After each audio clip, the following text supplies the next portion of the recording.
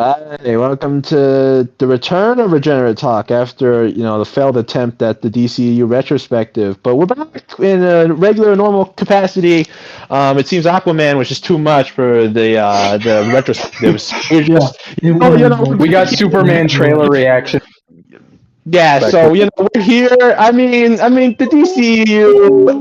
Like once you get past everything, and you just know it sucks. So we're just here talking about something actually, fucking decent, and that was the new Superman trailer that dropped literally today, as of this recording. Yeah. So what are everybody's thoughts on it? I know my thoughts on it. I thought it was fucking sweet. Yeah, that's. That's kind of everybody else's opinions probably. I'm not too critical. First, we'll go first. I'm still digesting this. Well, Ty took like 20 minutes to like go eat tacos and sweep in glass. Yeah. Yeah. First. Right. So you want me to go first? I want you to go first. Go first. All right. You always go first. I'd say I feel like a Soups or like that one guy who was fucking bawling his eyes out watching the Rise of Skywalker trailer and be like, oh my god. But like, I really was overcome with emotion watching this. For sure. Like, I think it really hit me when that shot where like he starts whistling and then you see the snow just billowing up and you see like Crypto coming at him. Like that was just, I already knew it was Crypto because they already like announced that Crypto was going to be a part of the movie, but just like seeing it in action and seeing him actually like come up to Clark and like drag him, it was just like weirdly to like see something like that because like holy shit, like it's Superman. Like we're not fucking around anymore. We're not like doing a bunch of stupid shit. We're not being embarrassed. Like it's Superman. It's Superman. Mm-hmm. Yeah. Well, yeah. I do think if one thing really stood out, I think it was just like how like we see Superman in like sort of like like every single time we saw Superman ish, it was kind of like when he was in like a very defeated sort of like state. Outside of the scenes where he was kissing Lois or like the scenes that we had, with, like, but like every single time we saw Superman with like the suit and stuff, it was all. He was either in the ground or they're like throwing shit at him, and like that scene with that. Yeah, I know that scene that I've been using as a fucking reaction image where he like goes into like the building and he just has his eyes closed and he's doing the fucking I show speed. I'm trying not to laugh. I'm trying not to laugh, bro. Yeah, no. Yeah, no. I'm watching your stream right now. I see why you trying not to laugh, bro. Why you trying not to laugh, man? I really don't think we can talk about the trailer without talking about like the elephants in the room. That being Guy Gardner, Mr. Terrific, and the fucking Hawk Girl. Yeah, I almost said the Hawk Tour girl. Shut the fuck up, bro. Shut the fuck up. Listen, man. It's been a long couple 6 months. All right, my brain's fried. My brain's kind of fried. But yeah, no. I mean. We only saw like a frame or two of Guy Gardner, but it's like just like looking at him, you can just see that they casted like a guy who just looks like Guy Gardner, like a literal fucking douchebag, and it's just so good to see as like a Guy Gardner fan because I really like when he's just a fucking douchebag. I think it really sets him apart from the other Lanterns. He's just like no nonsense and shit like that. Yeah, that's probably my favorite part of the trailer. I just really love seeing that quick shot of him actually just like using the ring real quick, just so we can like see like how it'll actually look in practice. Because I feel like what? Can I have two bands? Shut up. Reality check. This is the first time we're seeing the proper Green Lantern in live action in almost like 13, 14 years. Yeah. And it's Guy Gardner, nonetheless. I don't know if this is crazy to say, or not crazy to say, or right, but isn't this like the first ever appearance of Guy Gardner in like live action? Isn't this like the first ever like official appearance of him in live action, or is that wrong? That's my understanding, yeah. Yeah, no, it's crazy that it's like this is the first Green Lantern that we're seeing in like years, and it's Yeah. Guy Gardner of all people, you know. I thought they I picked think like John Stewart or some shit, but no, it's you know it's you know it's him, it's the guy. Well, I I think think he the you go, not Ty. spotlight like it's easy amount of like not like he's like a sweet in the middle, like he's not gonna steal the spotlight away. And like Yeah, not like if it were like Hal Jordan if it with John Stewart. or And like like, oh Power my Rainer or goodness. some shit like that. Yeah, Yeah, like, everyone would be like throwing like a hissy fit and be like, "Oh my goodness!" Like no one's concerned about Guy Gardner's personal character arc in this film. yeah. No Yeah, one's no, wondering. Oh, I'm going in the fucking movie, dude. I'm just hoping that he just like trash talking fucking villains and shit like this, like the entire time. That's all I want. Is just like lore accurate Guy Gardner. listen, as long as this gets us one step closer to a JLI movie, I'm all good. Oh yeah, for sure, for Yeah, sure, for sure. Yeah, I hope this doesn't just turn into a JL. I mean, after the trailer, my like concern about I didn't really have many concerns about it in the first place. But any concerns I might have had about this being like a glorified JLI movie with Superman at the Mhm. front were kind of Mhm. dismissed because it really Mhm. does seem like they're just going to be a supporting cast as opposed to like, oh Right. yeah, they're the genuine, like they're basically like secondary hmm um, Right. characters to Superman that we're also following and whatever. I yeah. also I think I didn't realize that one up I'm close. sorry, I did not realize you cut Metamorpho. out. You cut yeah, you out. could You have cut out. been Embarrassing, huh? it Isn't it? is embarrassing. Um, I did not realize the wrinkly guy was Metamorpho, like the really up really. close shot. Yeah, I didn't Mm. on the first watch. I did not realize. I I was didn't like, who even the know it fuck? was in the trailer. I did not hear. No, this is the first time I'm hearing this shit, dude. I did not know that was him. I didn't even Yeah, know he was in the trailer. it's like that brief shot of just like a really like tense close up on a wrinkly guy's face, and I was like, who is this? And I thought it was like supposed to be like like the Ultraman like mascot or whatever, but then no, it's Metamorpho. Oh, okay. Yeah, That makes sense. I think that moment. I mean, I know. Like, I'm not one for like, oh, like Easter eggs and speculation and theories. But low-key, I think that, like, I feel like that moment you were talking about, June, where like Superman looks like really sad. I feel like that might be the moment when Metamorpho's origin happens, and he like yeah. realized he wasn't able to stop it, and like he thinks Metamorpho just died right in front of him, Oh and like yeah, or whatever kind of. Because I think it yeah. was like, he was at like Stag Industries or whatever.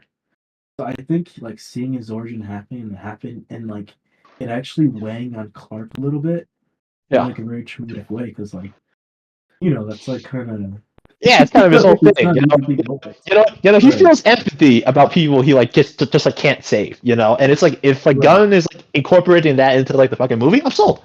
That's cool. That's chill. yeah, Yeah, no, yeah, granted, I saw the fucking trailer at like 7:20 something my time when I'm like well not adjusted to like waking up that early anymore.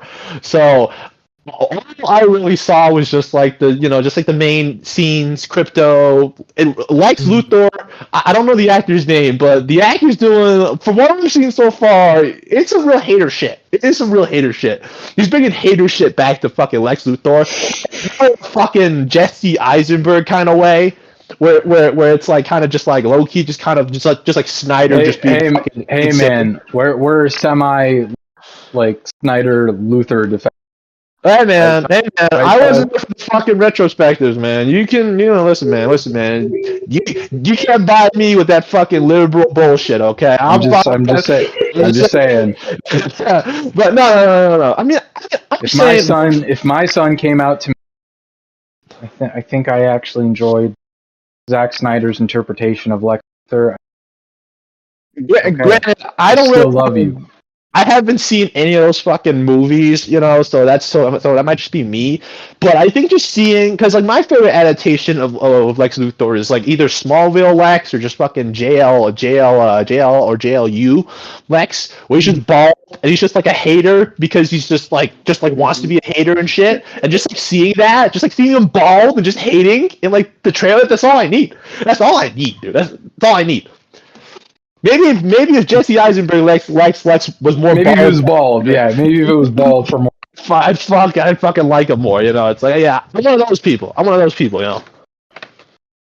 No, yeah, but I think like I'm really excited for Nicholas Holt's interpretation of this character because besides Nicholas Holt being like just a really fascinating actor, I think like even the whole like meta dynamic of like Nicholas Holt was initially in the running for Superman, Sure. and he lost out to David Cornsweet, and then he ended up taking the role of Lex. Like that's a really like Yeah, no, Yeah, that's It makes it funnier in a sense. yeah. like that's just really interesting. And so I think like bringing back this classic like you said, Jim, like this classic hates Superman with all his being, and inflated ego Lex Luthor, especially in the era of like where we're increasingly seeing people worshiping these lame duck billionaires. Yeah. I like having like a classic mad scientist. Just like he's just like using his money to like just like make robots that like target poor people or some shit with like lasers and shit. You know? Send 50 billion to Israel. Yeah, no, it's just real cool to see, just like him, because it's like the fucking, especially since James Gunn is like really well aware of like fucking internet like culture and shit. It would be real funny if they depict fucking Lex Luthor as like a fucking like soy jack or some shit, and like the fucking promotion with the fucking soy jack crying image, and he's like, oh, it's powerful to be this guy, dude. He's fucking crying and shit. And you have Superman, just chisel fucking face, and he's like, oh, I saved the cat from the tree. Yeah, this is something like that. Lex Luthor screaming in that held in the war zone. No, you should rely on. Yeah, you know, by your bootstraps. yeah, I mean, I've heard some criticism from the trailer, and I ain't personally listening to it because your mind becomes what you feed it on some woke shit. But I think Ty has heard some criticism around the fucking trailer, haven't you? Yeah, I mean, I the criticism, some of the criticism I've heard is just fucking ridiculous.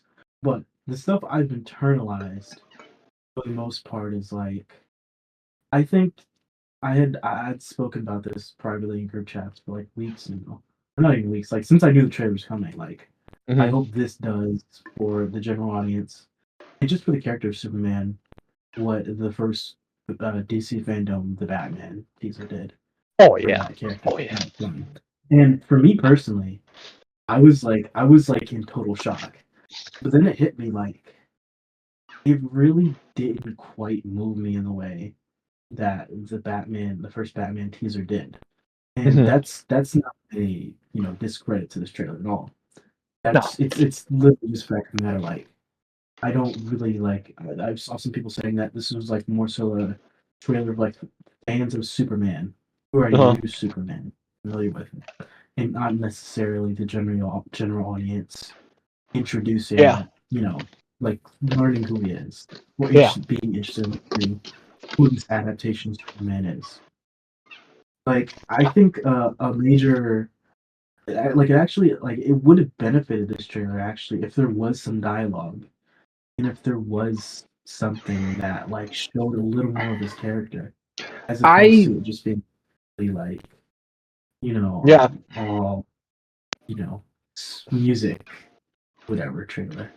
I kind of disagree with you there. At least like me like thinking because I watched it, admittedly, but I kind of disagree in terms of I think you do get a good sense of like, or at least like the environment and world of this Superman, because I mean, like June already stated, it like the trailer very much shows Superman in a lot of like points, both physically and emotionally, Rejected. and you see that he is, and you see he is surrounded by others to like help him or like be there, like Lois, Crypto, and in a sense the JLI, and Pa Kent. but Can't forget about Pa yeah, Kent. and Pa Kent. Like Pa you see Kent. these, like you see he has like these close connections with these people, and not that that wasn't a focus in the other Superman, but I don't think it was ever anything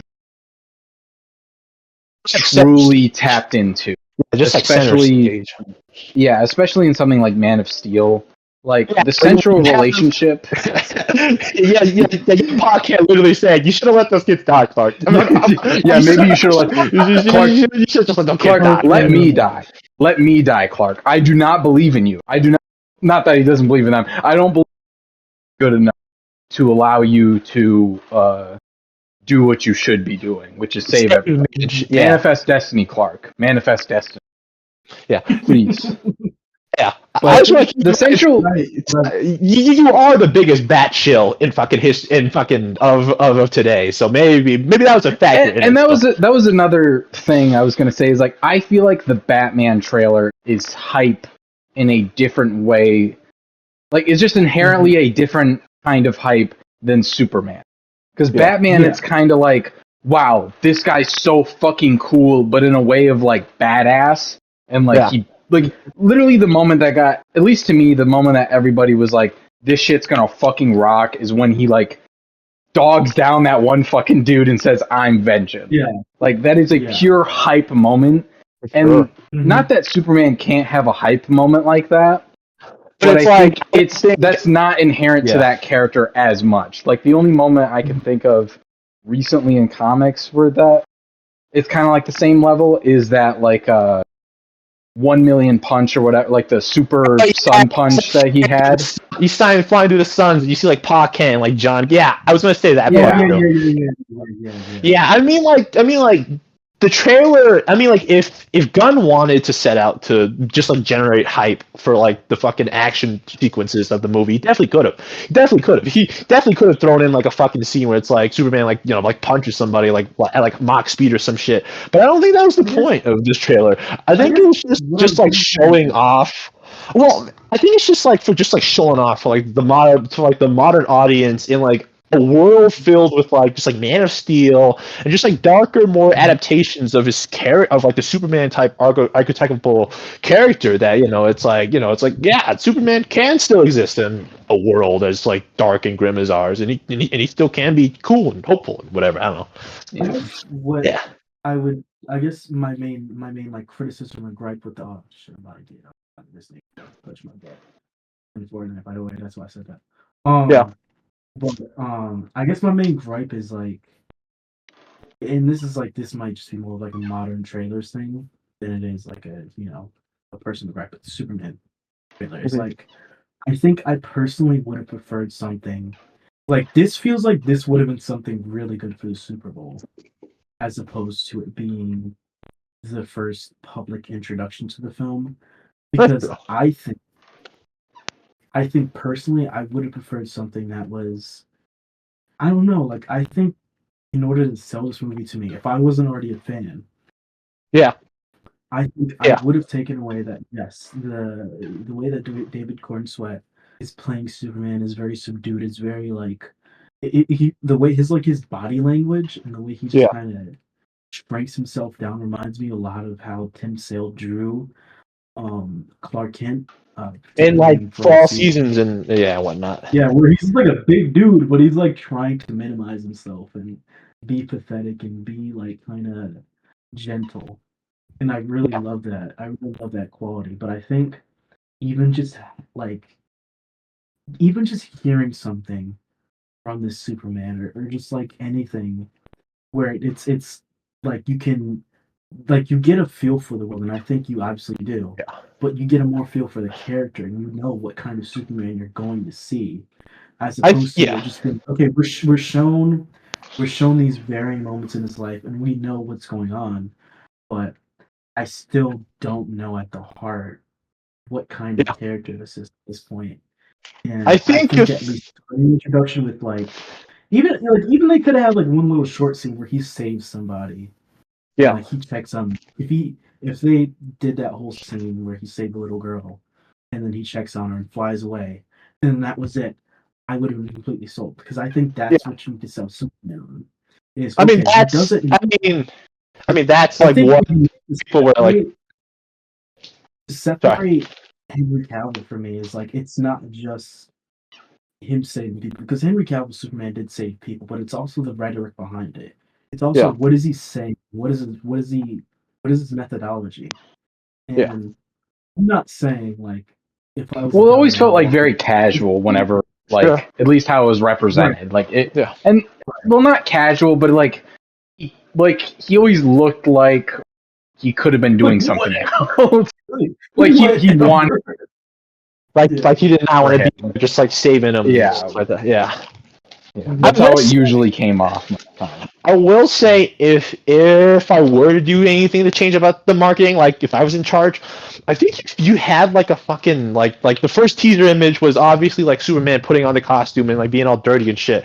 I think if you like had that saved for after this trailer and you like had like the first ever teaser image is like him just like all like not dirty and he's like standing in front of like a fucking like mirror or something checking himself out, you drop this trailer and then boom you drop the fucking first teaser image where he's all like dirty and fucking like beaten and battered. That would have been way better of a selling point for me.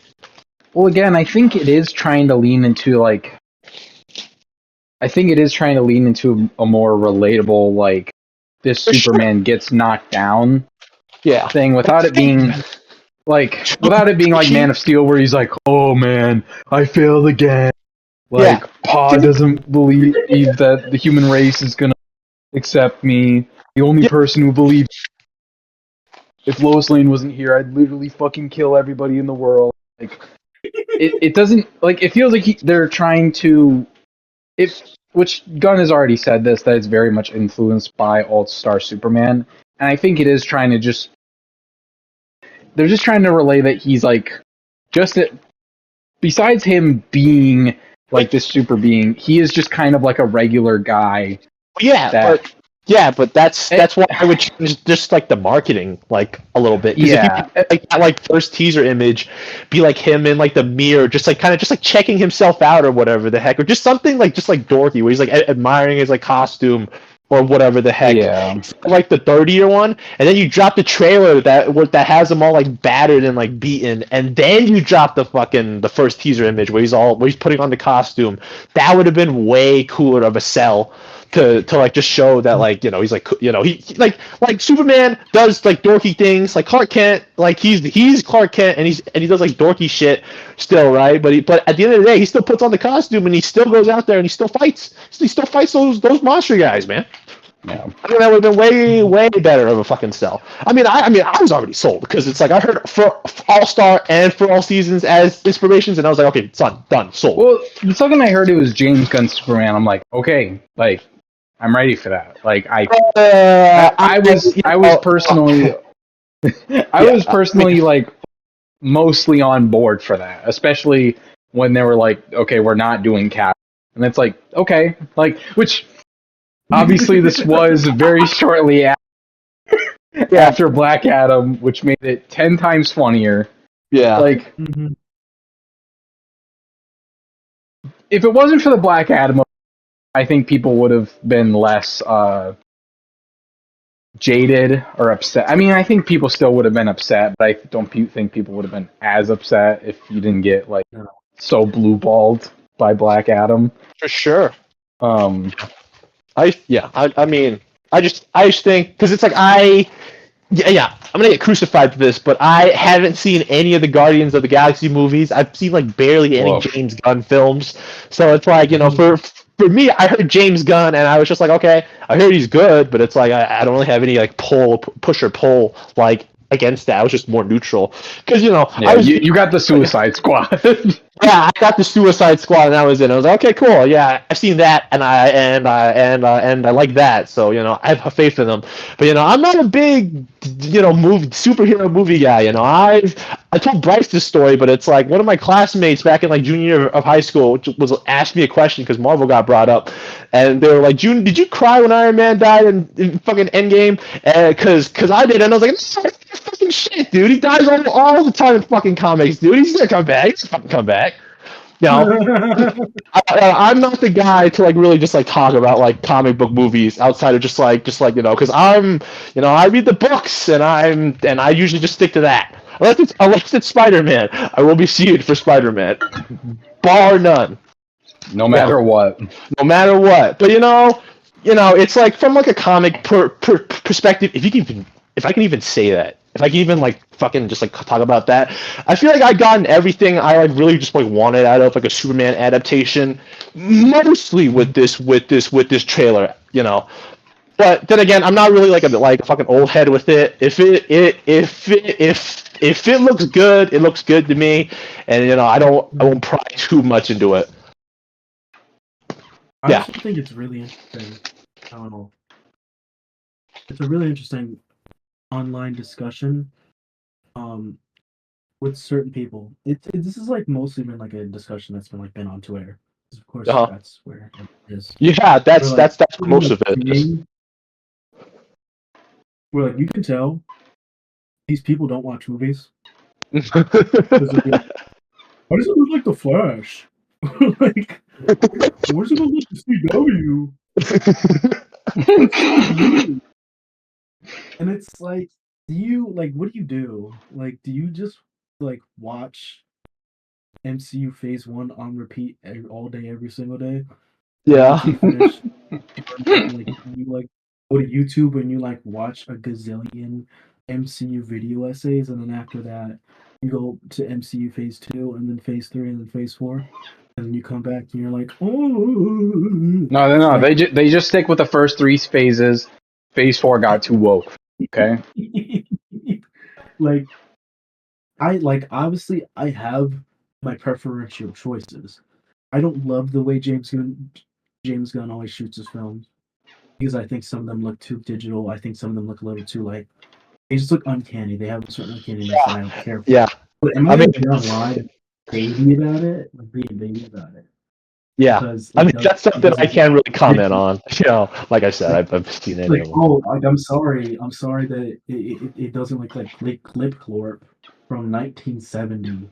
And it's no, I'm sorry. I'm sorry, you fucking went into this expecting Francis Coppola's fucking Godfather, I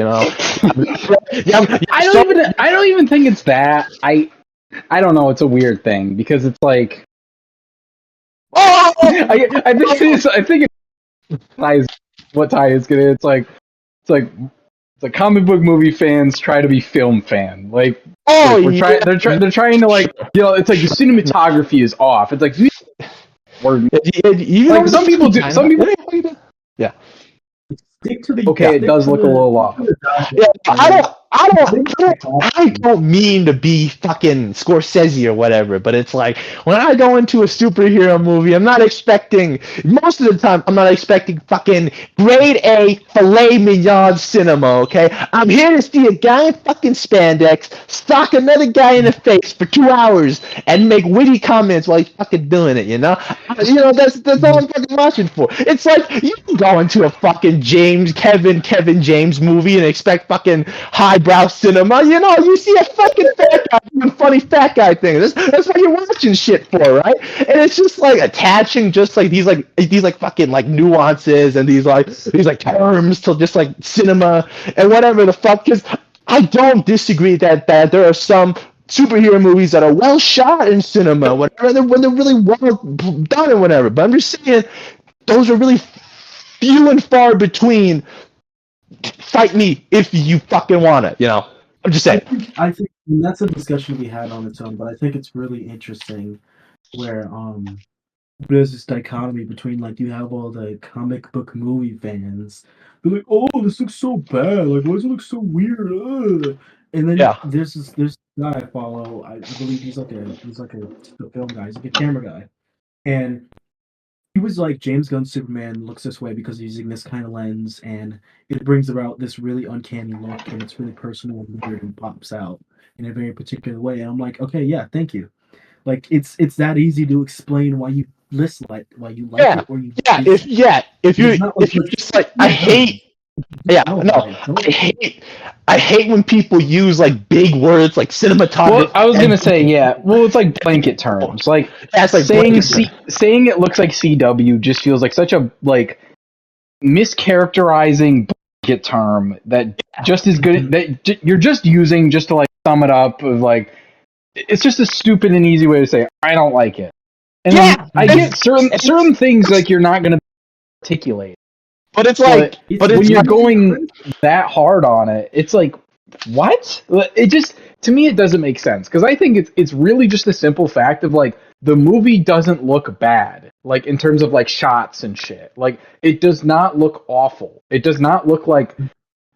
I know it reminds people of the Flash, like certain shots, and I know like isn't like the DP for this the guy who did the Flash. something like that. Yes, that's all people talk about. Yeah, He also yeah, did the and Suicide Squad. He did Guardians 3. Like, Yeah. he's a freaking collaborator. What did you want James It's Gunn just to do? yeah, it's just a budget. It's just it's like the Flash had a budget of like $2. It's like well, and I was gonna say, and that's was gonna be my main point. It's like if you look at like some of the if you look at some of the shots for the Flash, like that one shot of him, like getting prepped to run, and it like cocks back, and then he like propels forward. yeah, no, that was gas. And some of the Batman sequences, there's like some pretty good stuff in that movie. It's just that the visual effects are fucking dog shit. There's not much you can and do. I've said- There's not much you can do about it. Yeah, I've said this like since that movie came out. Like the camera was never the issue for the Flash. The issue was always the visual effects and the fact that they were very obviously rushed. Yeah, like that fucking scene where it's like Supergirl, Batman, and the Flash like run up to like the battlefield, and it fucking looks like they're exiting like a fucking video game cutscene. Yeah, yeah. Everybody pointed out it's like, oh, this shit looked like Fortnite. It did. I'm not gonna lie to you. I've never seen The Flash, but secondly, when you said Supergirl, my instinct went to, wait, but like they already casted Supergirl. Like how was she already in that movie? Like, what do you mean? Like it's already out of you. It's already out of. That movie basically did not happen. No, It might as well have not happened. It's like, wait, Mhm. like, I was like, I literally, wait, I mentioned the other day to Morgan, I was like, oh yeah, like there's gonna be a Supergirl movie, and like I hope we actually get to see that. And she's like, wait, don't they like already have a Supergirl? And I'm like, don't worry about it. I'm like, you shouldn't have remembered that. You didn't fucking movie. yeah. I mean, I think my main problem is just like people just are so quick to say like I don't like it, or like and don't elaborate why, because it's just like I mean it's mental masturbation at the end of the fucking day. You know, you're just saying I don't like it, and you're not really applying anything to the conversation outside of I don't like it. Why don't you like this? You know, why can you? Yeah, which it can be the same for like the opposite too. Like the same could be said for any of like our comments of the like, oh dude, this is so fucking good, like in just pure glazing, like a soups or whatever. Yeah. Like, it can be the same in the opposite direction too. Explain why I fucking liked it, dude. I've been fucking on my knees sucking this movie off, dude. You already know from me. We know from me, bro. I'm gonna see that shit 3 to 5 times depending on the U.S. economy next year for sure. I'll send you some money, June, if you need it. I'll send you some money. Show for fucking show. We gonna see this bitch 3 to 5 times. Oh God. I think the thing that just bothers me with the whole conversation is, and this is the last I'll say on it, is like it just feels like it feeds into a very lazy and like disingenuous conversation. Like when people talk about like Bryce, when you talk about like VFX, and you just said like the VFX were bad, well, because it was rushed. It wasn't because it was just bad because of the sake of it. Like they just had no, like they just decided, oh, okay, well, you know, it doesn't look good, but you know, we'll just put it out. Yeah, which the director, like, people were right to rag on the director for trying to like, Right. trying to say it was something else. Like, oh, it just looks that way because Oh, man. Like no, like clearly, like they were not given enough time. Right. It's like very lazy criticism. Like it's been a very increasingly like it's been an increasing pattern that I've seen, particularly in like these online spaces where like a Marvel movie will have like just outstandingly bad CGI, and they'll say, oh, like they'll call it out, like, yeah, it is bad CGI, but say why. Like, surely you are Yeah, aware of I why. think Like, you're I going think through the process. people have gotten generally better about the CGI discussion, just given how, at least like in my experience, I feel like it's gotten a little bit better about people calling Mhm, that out and like addressing that mhm, it's more than likely a rush thing as opposed to like people not caring thing. Well, I mean, Yeah. mhm, more like heads not caring, but you get what I mean. But mhm. I do think in other areas people don't recognize that that can apply to, like, people don't recognize it can apply to other areas until enough people from that area of expertise like actually speak out and talk about how rough it is or how hard it is Right, or like the right, conditions they were working under for those certain projects. So, right. Yeah, no, but that is absurd. But I do want to talk about one area of concern that I have with this film, and it is it's like a really interesting. I mean, I'll try not to get too in depth because it is kind of spoilery. But last year there were leaks. There were leaks that like there was like some kind of Middle Eastern subplot. I believe I talked about the previous oh. Yeah. release, and Superman intervened, and then he got in trouble with the government for it. And James Gunn replied publicly, and he was like, yeah, but like that never happened. And then an actor came out and was like, yeah, that did happen. Like we were talking. Like I was in talks for that, but it just ended up falling through. And then James Gunn came out again and was like, yeah, that was cut from the film. But now there's like some kind of sequence in the trailer where it's an ambiguous Middle Eastern country in conflict and violence. And this kid Yeah. puts up the super flag.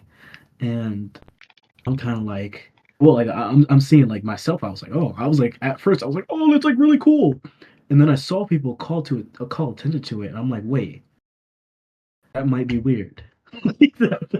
Like, that might Yeah, be weird. Yeah. Two-state solution Superman, dude. I'd start bawling in the fucking theater. I'd yeah, start because bawling in the fucking theater, dude. to give Zack Snyder a little credit, Uh-huh. it very much reminds me of that scene in BVS where like the woman paints the S on the ceiling during the Hmm. flood, and then like he comes in and saves them. Um Hmm. and that's like a very like a very unproblematic version of that scene. Hmm. So Hmm. I definitely agree with your concerns that like this could very much come off very bad. I think Yeah. I think to general audiences they might not like bat an eye at it and fine, but to people like you, me, and June, like it'll come off like, oh, like this is very white savior or this is very Uh-huh. simplistic. It's Hmm. like it's one of I those think things where it's right, like don't touch it if you know you can't have the new to address all of these things. right. Like that's like I like obviously like the allegory is right there. Like I think particularly if you're going to be addressing anything in the Middle East within the confines of art, you have to be very careful with what you say Oh, because oh yeah. there are a lot of conflicting narratives, especially from a Western perspective. There are a lot of conflicting narratives, a lot of misinformation. There's just a lot of stories Yeah. that are just not told correctly intentionally. I mean, So, it's like either way you like just like interact with it. It's like a fucking landmine. I mean, like either way, like there's no reasonable way to like really interesting talk choice about of it. words. Oh Interesting no, choice of no, words. no, no, listen, man. I wasn't thinking about listen. I want the listeners, all 15 of you or whatever the fuck, to know that I'm not gonna make my political stance on this well known. Just going out there. We're not really trying to incite anything here. We're just not talking about Superman. But I yeah, want Pikachu incentives. I'm playing with all I think honestly, like there is like a I don't like I remember I said with you, Bryce, like I think James Gunn is like he's privy and he's aware and he's not dumb. But I think still, like as an American white man, there's only so much finger wagging that Mhm. you can get away with Well, in terms of also, like political yeah, and roles. I also am looking at Creature Command a little bit because I just watched the recent episode. Hmm. And there was a few lines in the recent episode where I was like, is this going to be like extrapolated on in any? Or are we just gonna leave it at that for right now? Where there's a line from fucking Rick Flag Senior of all, and this goes back to your point that you were making, Ty, Suicide Squad video, where you were talking about how Rick Flag's like point, like breakage point, was kind of unbelievable. That Hmm. point is kind of like coming back in my mind now, Rick Flag Senior, because in the show they're I like, knew okay, it. we kill this person, and Rick Flag's like, no way, that's not how like us Americans do it, and Amanda What? Waller was like, really, and he's like, well, that's not how we should do it, and I'm like, what the fuck are you talking about? What organization have you worked for the past like 25 years? Like, you're a veteran, dude. What have you done? Like,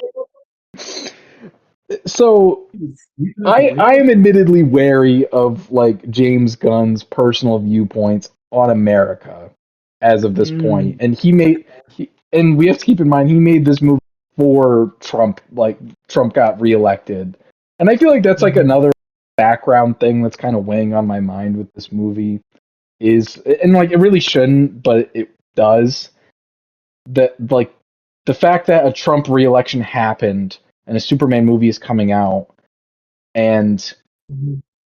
is this movie gonna like both sides it, like you're saying, Ty, where it's like, well, our different, like, we may have differences, but well, golly gee, we live on the same planet and we got to take care of each other. Yeah, It's Like, not cool. it's Really very saying. just like like fucking here's your cupcake, go fucking have it, champ, or whatever the fuck, it's like yeah, have your cake and eat it too. have your cake and eat it too, no, that's not how it works. I saw a quote from James Gunn that was like yeah, like we like this movie is really about like the state of America and like just with like like the political scene right now, like it's really about like the goodness of the human condition and the capacity for kindness in people.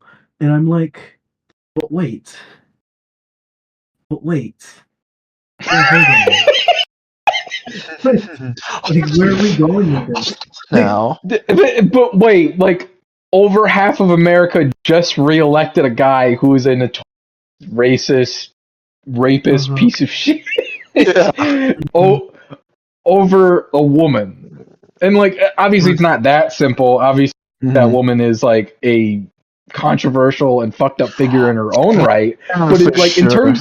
in terms of who is like the more blatant, like, fucked up individual, it is very obvious who you Right would there. not rather spend time in a room alone with. Yeah, for sure. Mhm. Yeah. So I'm just I mean I think overall I think and I'm this is me having high expectations, not high expectations, this is me having hopes and dreams. I am Yeah. hoping this is the kind of film where instead of like an apolitical Superman, we do get like a working class, like, hey, this is for the like this is who Superman is for. Like it's not for the government and this whole superheroes work for the government or work for billionaires thing doesn't really work for me because I'm Superman and I serve the people. And that means I act unilaterally sometimes. um, but I think that is the kind of message that they should be going for. But I feel like in my heart of hearts, what will be happening is there will be some kind of like apolitical ish or just kind of sidestepping that whole plot and kind of making it a more like territorial, are you too kind for this world thing. which Yeah. even still, like doing that without a political statement is a political statement within itself. Yeah, So, definitely. um, I don't know. That's my only huge Yeah, concern. just is this movie actually going to stand some ground, or is it going to kind of just be very like broad and generalized and be like, listen, guys, we all have inherent goodness in us. I think Which, I think the latter option would kind of disappoint me though, admittedly. yeah, yeah. Like, I just again, especially with the election, like it is mhm, harder to like buy into such a generalized idea of goodness and humanity. Like mhm. But it's tough to say, and it's tough to face as a reality, but at the same mhm, time, like if we could get a movie like that, and if we could get such a like influential figure as Superman to comment even indirectly on something like mhm, that, that would be huge. That would mean the world to me mhm, if we could see something mhm. like that.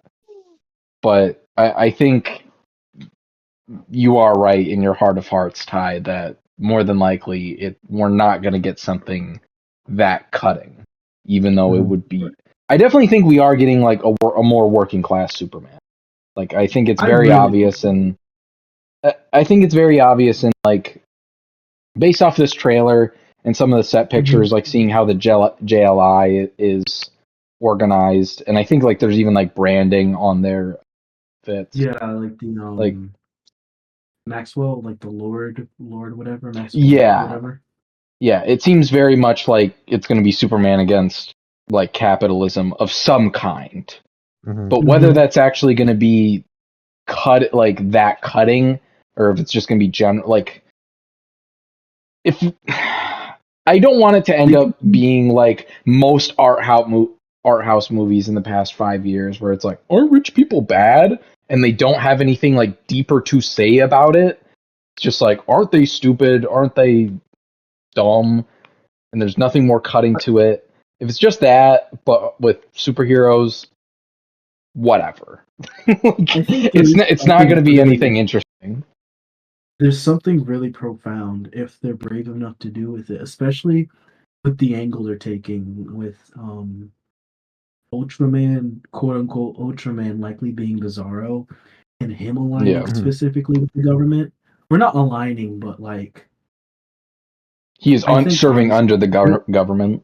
right serving under the government, and obviously he did not materialize because he did not materialize by way of you know weirdness. It was obvious. It was most likely something involving Lex Luthor. So I think again, if you make those ties, if you make those political ties, like Luthor as a billionaire, as a billionaire of a corporation, of a huge corporation that manufactures weaponry, and he had a hand in, creating this monster mash, Superman, aiding the government, and likely using it as some kind of political tool for what I imagine will eventually be a presidential run because I really don't see how you could not do that right now at this point. Honestly, I would kind of be more shocked if they did do that, but I don't know. It's one of those things where it's I would be shocked if they didn't, but I would be just as shocked if they did because of how like blatantly on the I, nose it is. I think it's on the nose, but I think also the President Luther thing is just, it's so like, I think especially now, it is so poignant and Yes. it likely won't be something that is made or will be told like a story that will be told within the confines of the Trump administration. But I think even as like a post-Trump, just kind of like an end to Trumpism as an allegory, I think that that could be an incredibly interesting story to tell. So I I think think it'd be even real that, cool. I think it'd be real like, cool if they did like the JLU approach to the President Luthor thing, where he's kind of just like, oh yeah, no, I never really no, intended no. to become president. I just kind of just like I just wanted to fuck around with Superman. Like, you know. Okay, but like that, it ended really badly. Like, I'm sorry. Like, it was really bad. It was weird. Like the whole like the President Luther stuff, it was really good up until he turned out to be he turned out to be like a merge mind with Brainiac, and he Well, did it yeah. so he could side. Like that was the or not dark side, but he made it to summon like something, and then dark side came through, and then it Yeah, was but like the obviously, no, well, not everything from JLU, but if they did it Oh like yeah, it's yeah, where it's They like can't all be bangers. They yeah, can't all be bangers, man. he's holding the fucking. It's like JLU Luthor was like holding the fucking question by his fucking throat. And it was like, I spent billions on a fucking presidential campaign just so I could fuck with Superman. Do you know? You have any idea what kind of fucking madman does that? Me, and then he just throws the fucking question. Like that shit means something to me, man. That shit means something to me. If they do it like that, that'd be cool. Outside of all that alien shit, it's like Dwayne Duffy, I love you, but it's yeah. it sounds getting good there for me, but I get what you mean, and I do think like again, like I think that is like I wouldn't necessarily call it a certainty, but I would also call it a certainty. Like I wouldn't be This surprised if either the movie ends with some kind of hint at Luther wanting to run for the president, or you know, within the Well, next few movies. honestly, I could also just see like them just saying Superman 2, like just announcing like no, Lex is president. Like and it like hard cuts Would to be him being crazy. president in That the would sequel. be 'Cause, like, crazy. That would be like crazy. I don't because the vibes I've been getting from how James Gunn has been talking about the movie and just like the trailer itself, it seems like this is going to take place like over like a couple days, like a few days. So Mhm. it seems like it's going to be kind of like a Guardians 3 where it's just kind of like a situation movie where it's like one thing to the other as opposed to Mhm. like a grand which like obviously it is going to be like kind of like a bigger like I think it's going to be like I said more of a situation movie where it's like it doesn't feel as like heavily like 3 act structured, I guess. Mhm. And I wouldn't be Mhm. surprised if like this is its own like self-contained like 3-day story arc and it ends and then the next movie like can just like be like the next adventure, so to speak. Mhm. And that next adventure is President Luther and like dealing with that. And like even if he's not like the main um villain, you could still like get a lot of mileage out of that story wise and like especially marketing. I'm just thinking of like the marketing and I think instantly you would get people like so interested in that. At least I would Oh, for think. sure. I would have to think you would get people interested in that movie. Like maybe Mhm. because I think that's another thing that's like been popping up in my mind recently, post election is like how is like the media we consume like going to be affected once again because like you could Mhm. see like a shift a little bit in the first Trump term, but now that we have Mhm. a second term, like how are people gonna like further react to that again? Like, is it just gonna be the I same think shit as before, where it's just like Orange Man bad and like that's it, or are people gonna get like more? Is it gonna come off even angrier? I think low key. I think the art that comes out of this second term, ooh, it could go either way. It could be more Oh, liberal, like Orange Man bad, racism bad, Yeah, or it could be like, full on, like I'm talking, like I'm saying, like if we get like the if we particularly if we get women to the front, if we get trans folks to the front, if we get people of color to the front, if we even get like I think I think what's really a shame is that towards the end of the Trump administration, Parasite came out and it got really big and it blew up.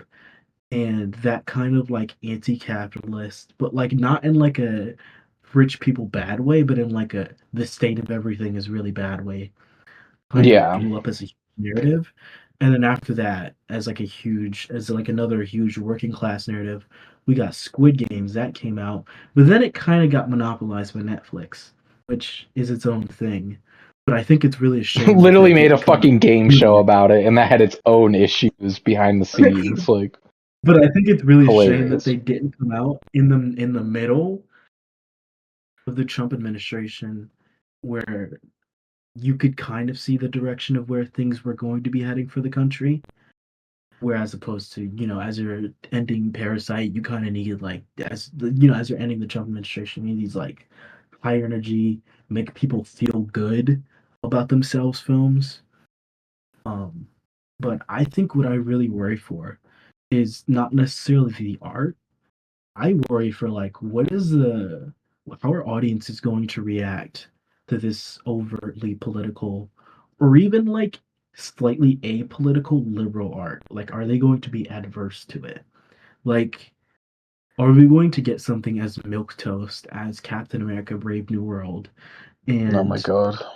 general audiences are going to be like, ugh, like this is Yeah, too and it's much. and like they just like mention that like they'll mention that black like one time, and that'll be some people. Mhm. And then like you said, like on the opposite end, it just won't be enough.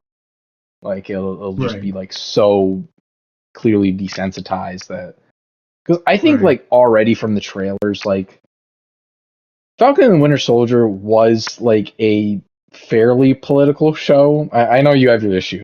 Like at the very least, like there was at least It tried. like there was at least like spoken words were spoken about what it meant to be a black man being Captain America. I do Mhm. not think we are going to have any discussion about that in Brave New World, other than like vague undertones from President Ross being like, "Oh, you're not Steve Rogers." But like, I think that's That it. I think that's the height of where we're gonna go with that that's also commentary. mhm. That's been really fascinating to me is like the kind of the accept like that would never happen. Like let's be real. Let's be real. Like Bryce, when you said that they didn't elect a woman for president, they didn't elect a black woman for president. And you want me No, to yeah, think yeah. you want me to suspend my disbelief that even in the Marvel universe where, aliens and gods and whatnot, you want me to suspend my disbelief that the state of America as it is in the Marvel Cinematic Universe would not totally flip it if not only the white as snow, pristine, ideal American hero turned over his mantle to a black man, then that black man turned it down and it was given to a white man who did something a little out of line, got it revoked, then the black dude took it back, and everyone just accepts it. Like Yeah. there's no kind of fringe, there's no kind of like pushback Even on that. even his fucking enemies are like respectful to him and call him Captain. Like there's that like one scene like everything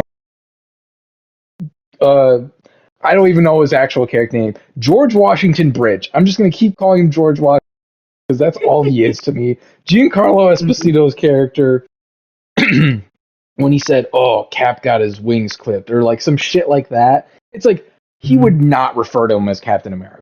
Nobody should mhm, be referring to him as like Captain America. Legitimate. Like mhm, nobody should take him seriously. Not that like mhm. I don't take him seriously.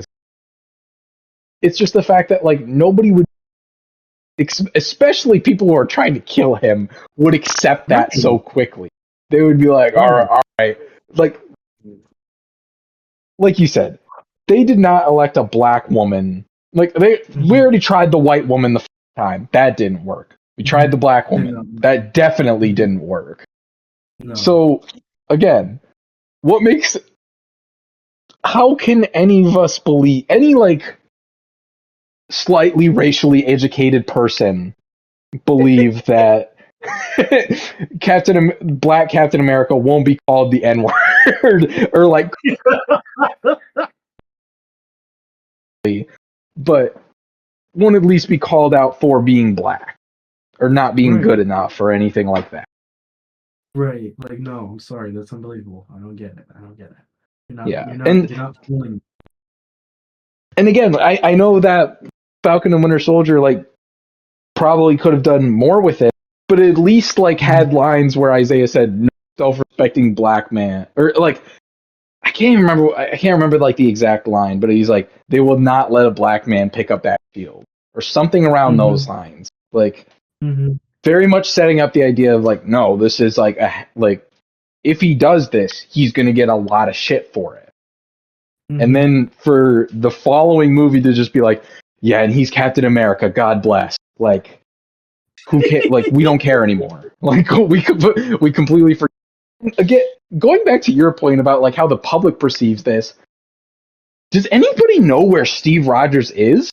For all they know, like the CIA, like they probably have theories that the CIA, that Shield or the CIA just like fucking killed him, and for the woke agenda, they black man. Like, the public doesn't know shit. They don't know what happened. They don't know that he was back in pussy. Oh like, my goodness. The public narrative, it could be anything like, oh, like the mutants kidnapped Steve Rogers and they took him to space. Like somewhere. woke fury and the how binaries. Steve Rogers because he had the precious metal. That he stole from a Wakandan nation, from the Wakandan nation. Those Wakandan thugs took Steve Rogers. They put a spy in his position. It's like the fucking Obama thing. Oh, Sam Wilson isn't actually American. He wasn't born in America. He was born in Wakanda. False citizen. He should not. He should not be eligible for Captain America. Even.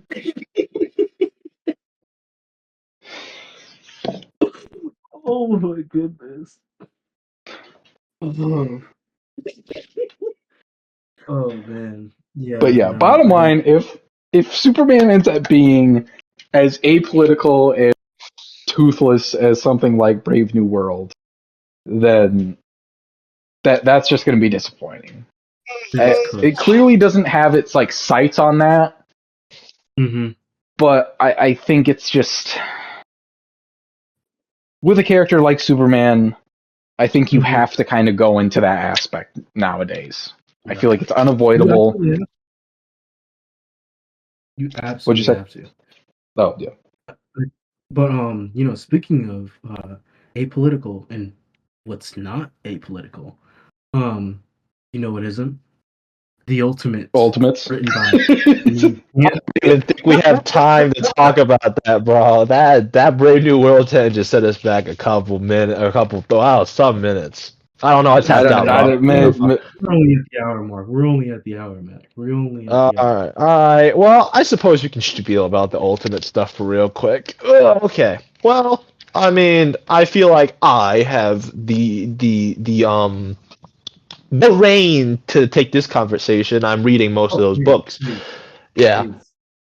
Yeah, I mean, like I've said, anything I'm going to say is probably what everybody's saying. But I think I'm going to start off with a really controversial opinion that's probably going to get me hung. But it's like, I don't think I'm really enjoying Ultimate. So I'm not saying I'm not enjoying it, but I don't think I'm really enjoying it as much as something like OG Ultimate Spider-Man when I was like reading it as a kid. Don't get me wrong, it's still good.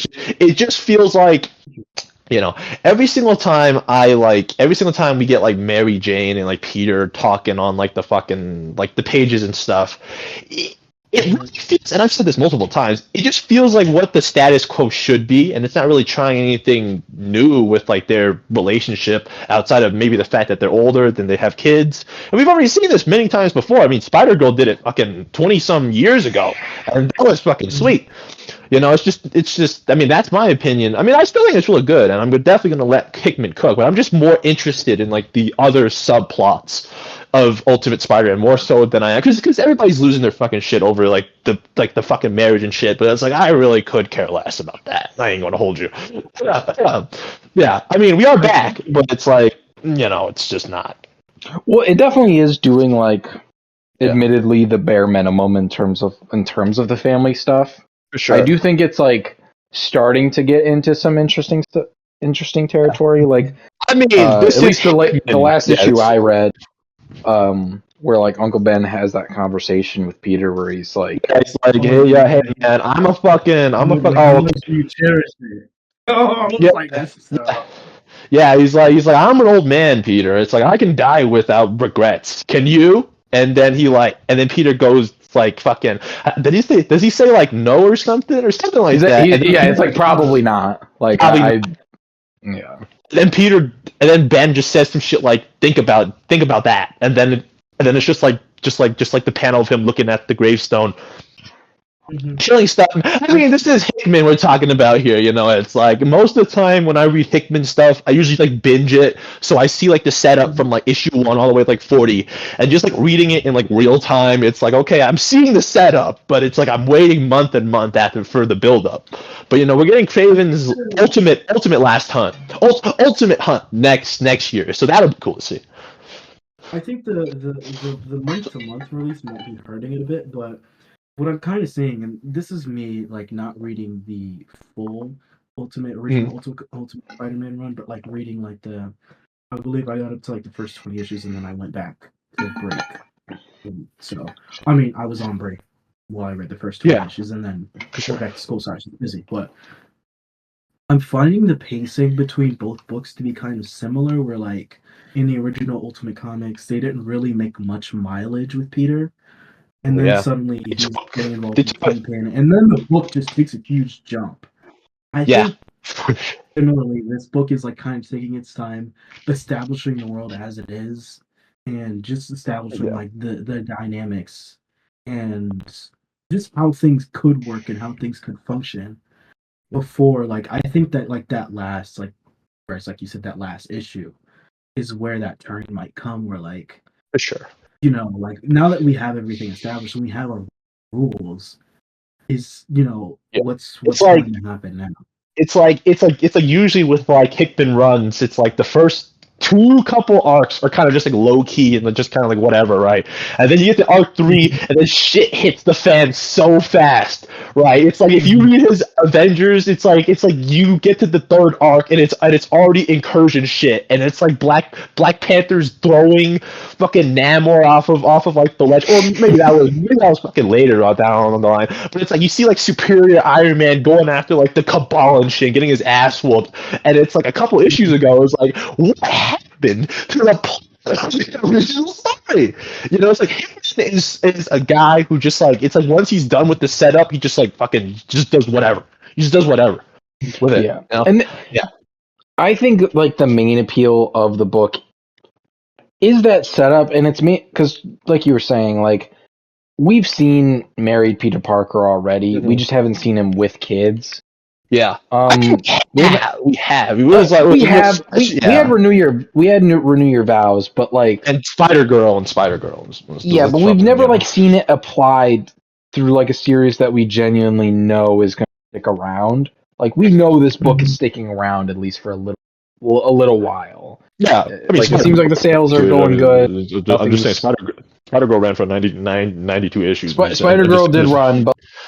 Yeah. Again, different situation. Where it's like we see Peter center focus raising his kids with Mary Jane. Yeah, Peter's center focus. He's married to Mary Jane, and it's also not like something like in Spider-Girl. It's kind of with the caveat of like, okay, like his lips fucking blew up, and he's retired. we just see Mayday. It's like Mayday's our like audience member. But it's like, it's like I'm very intrigued about just like Spider-Man becoming Spider-Man when he's like 35. Like that's what I want to see more of, just like this Right. older Spider-Man and how he really interacts with like a world with like a world. I think it's safe to say that this like new Ultimate Universe is definitely has more teeth to it than like any other sort of just like Marvel universe, because it's like I mean, Yes. it's quite literally just like shadow government. All the heroes are kind of just like either incapacitated villains or just dead, And it's just like this Peter is more mature. He's more older and stuff, but he's definitely more inexperienced than like mainline Peter, who's had these heroes and just like this environment that really nurtured him into like a superhero. And I just want to see more of that, just like this like inexperienced Peter, because that shit where he was like fighting Mr. Negative's goons, right? And it's like his first time solo, really just like fighting a villain, and he has like no idea what to really do. It's Yeah. just I just want to see more of that. I think this is like a really good way of exploring him having like a midlife crisis, basically. Sure. I think that's been kind of like a background thing in the book, is like this is him kind of going through a midlife crisis, but also like claiming his youth at the same time. Sure. Because like you see him like try to be more like jubilant, and like you see him like try to apply the jokes and stuff like that while he's being Spider-Man. Yeah, because I'm pretty sure. Oh, I'm sorry. No, you're good. I was just gonna say, because like I think at one point in the book, I think it's in like the first issue or something, like right before he like gets the spider bite, he like talks about how like he's felt like something has been like missing in him. For sure. And I think it is like that more like youth. Like he didn't really. It seems like this version of Peter probably felt like he never had to have like a proper youth, a proper childhood. I mean, like because it's like the latest issue had like Mary Jane literally go like, Peter, have you ever been in a fight before this? And like Peter just goes like, oh yeah, 7th grade with Flash Thompson, and it's like, wow, okay, so this Peter has definitely been just like a little bit more sheltered than mainly Peter. Yeah, he hasn't like had as much experience. Like he likely just went through high school, went to college, and then like straight to working for the paper, and has just been there. At least that's as far as it's been insinuated. Like he just lived a very average life, and he only is now realized again, like crises. Yeah, fuck. Like I've wasted time. Like I don't know what I've been doing, and like this is now like an outlet for me to make a difference. There's been sort of kind of just like what the fuck is the word correlation? No, it's like it's like when two things are like very similar, or just like parallels. Parallels to. I think Zdarsky did it for Peter Parker Spectacular Spider-Man, where it's like mainline Spider-Man goes back in time to his like younger self, and like his like younger self gives up being Spider-Man, and like during that arc, like Goblin takes over, right, and like the fucking like the young Peter, now old Peter, when he goes back to being Spider-Man, he's just not as experienced as like mainline Peter, and like Goblin even like quotes it where he's like, yo, okay, I remember back when we first fought, and that older, more mature, experienced you kicked the shit out of us, but you are washed and you stack no bands, and he basically gets his ass whooped by like goblins. No bitches. But I think there's just like a lot of parallels that like Hickman's drawn from that, where it's like this Peter's like really just like, because I don't think it's like crazy to say that like this Peter and mainline Peter are probably around the same age, sort of, in like terms of just like they're like well, no, it's like, because it's like both of them are very, because it's like Peter has obviously had years on him worth of like experience, and then you have this Peter who's just now starting, and it's like he's going up against like well-established villains and stuff, and he's at like the experience like teenage Peter was, Yeah. Yeah, because it's like I attribute it to like it's like by the time this Peter becomes Spider-Man, mainline Peter has already been through, like he's already been through Secret Wars. I'd say been through Secret Wars, fought like Venom and shit. So he's obviously had like enough experience under his belt to really just like gauge being Spider-Man and stuff. But this Peter, it's completely new, and it's so fresh to just like see that kind of just like inexperience, despite how old this Peter is. You know? Yeah. I mean, I love this. I mean, like, I might say that I don't love this book and like what it does, but I do love this book and everything that it does, because Hickman is just doing a great job. Yeah, and to go back to an earlier point I was going to make, like, I think the real interesting part, and I think it's kind of the same appeal with Black Panther, is like everything outside of Spider-Man is like the interesting part. Like, Yeah. everything outside of like Peter's characterization, Yeah. like Peter's characterization is good and all that, like we just went. Yeah. But like the most interesting and like refreshing parts is like Harry, Uncle Yeah. Ben, Jonah. Jonah. Yeah. Like we see just kind of. I mean, it's like Uncle Ben's not only alive, but he's like working for like J. Jonah Jameson and like trying He's to an just, like, active member of the book. He is Like, not just like there like a Ross. to. You're not waiting for him to. Yeah. Like that, you're not waiting. Die. Like Aunt May already dropped dead, so it's like, oh, that's kind of like. Yeah, that's crazy. But it's like she drops dead like every other year in like the main line. So it's like, why should I care? But Ben being Yeah, alive. remember when she had cancer in the main book, and then they just forgot? They just kind of forgot. She was supposed to die. Yeah, she was supposed to die. He was supposed to die. But it's just like yeah, that's another point I was gonna bring up. But it's like Harry is just so sort of interesting to see, and my speculation is that if anybody is gonna get buried alive, I don't think it's gonna be Peter. I think if anything, it's gonna be Harry, and we're gonna slowly see that sort of like corruption of him into like the actual like Goblin and Sick and stuff. Yeah.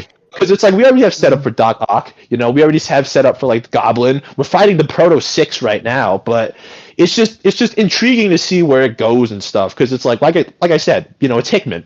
He always cooks, except for X-Men apparently. But I wouldn't know because I'm not gay or white.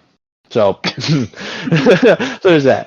House of X and Powers of X is pretty baller. I read that, and those books were pretty good. Because that one had Legion in it. That's why I read. That was gas. But yeah, no, Ultimate Spider-Man. It's pretty solid so far. I don't want to say it's too early to gauge how good it is because it's early per se. But it's like I think I have a good head on my shoulders to say that I think we're in safe arms with Hickman. Unless it's like a Donny Cates situation and he just like fucking keels over or something, and then we're screwed. But there's like it's. I feel like my $5 a month going towards that book is well spent. Is all I'm gonna say. Yeah. No, I completely agree. I do think it is kind of like to kind of disagree with you, I guess. Like I do think this book is gonna be like determined in the long run how like worth it actually was. But right now, like I think the juice is worth the squeeze, and I think we're on the right track. I think we're good. I want to sidetrack from Spider-Man to just talk about the second book that I really just am hyped for every single month, and that's Ultimates. That book is so great. Dennis Camp is cooking so hard with that book, and I really want to hear Ty's opinions on it, because me and Bryce have gone back and forth with that shit, but we haven't really heard Ty talk about it. I saw just like little messages. So can we please get your just like viewpoint on that book, Ty? I really want to know. Honestly, I think Dennis Camp is my writer of the year. Like, I think like there has not been a single writer since like I mean like even Hickman was up there up until like USM for me started like falling off just a little bit just in terms of pacing. But yeah, for sure. Consistently, he has delivered several issues of the year, like several single issues of the year, where it's like I think that particular one I'm thinking of is like the one where Captain America stormed the White House. That was incredible. I'm thinking about Hawkeye's single issue. That was incredible. The She-Hulk's introduction. That was incredible. God. This past one, when they went to go confront the Hulk, and then they got their little asses whooped. Dude, Dude, I remember in the fucking chat, I was like, "Oh man, the Ultimates fight the Hulk next week," and Ty was like, "You know, June, this Hulk is he's kind of a sissy boy, you know, he's kind of angry and just." And I was like, "Fucking read the fucking issue," and I go into the fucking chat, and I'm like, "Oh, come on!" It's just so crazy to just read that issue and just see how badly they got their asses Oh, whooped. because they got their chain snatched. I didn't think it was gonna be that bad, but yeah, that was terrible. Wasn't the like if I'm correct, wasn't the implication that he killed most of them and then Ultimate Doom went back in time and got them all back, but it wasn't fast enough, and like I think No, I don't think it was that they all died. I think it was just like they were all beat to shit. Yeah, they were all beat to shit, and he just snatched them just in time. Yeah. He snatched them just in time to like save them from like certain death. But I don't think he got Iron Lad. But I haven't read the newest issue, so I can't comment on that. But I think it's just crazy that it's like the first arc, and Iron Lad's already dead, and it low key may be set up. Yeah, it low key might be set up for like Ultimate Kang, but I'm just gonna wait and see. Just gonna wait and see for that. I mean, it's the implication has always been that Ultimate Kang is is Tony. Yeah, it's like it is going to be.